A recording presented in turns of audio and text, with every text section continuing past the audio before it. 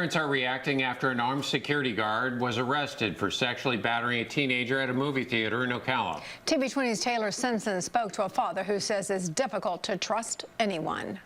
Some moviegoers told me if you can't trust an armed security guard, then who else can you trust? Augusta Williams is a security guard with Night Security of Gainesville Public Safety. According to police, the victim, who was 15 years old, and her friends were waiting for her friend's grandfather to pick them up at the Regal Hollywood Theater in Ocala, but he refused to take the victim home. So Williams offered to watch her until her mom came. The victim and her mother actually were at the movie theater when I arrived on scene, spoke to them briefly, and started to learn of the allegations. Officers say Williams took the victim to an empty theater and raped her behind a curtain. It's just something you've done a million times. You go see a movie, you come out, you walk across the street to go to dinner.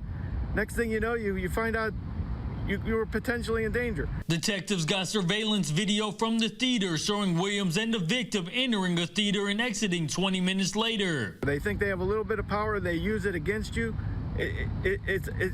Now I'm getting even madder. I can't even believe it.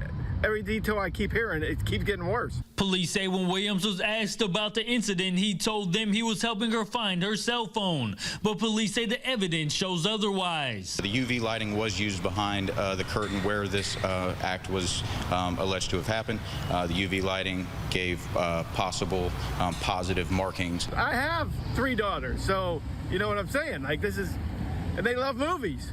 Why should you have to worry if they're going to be in danger? Williams was arrested and charged with sexual battery of a victim who was less than 18 years old. In Ocala, Taylor Simpson, TV 20 News.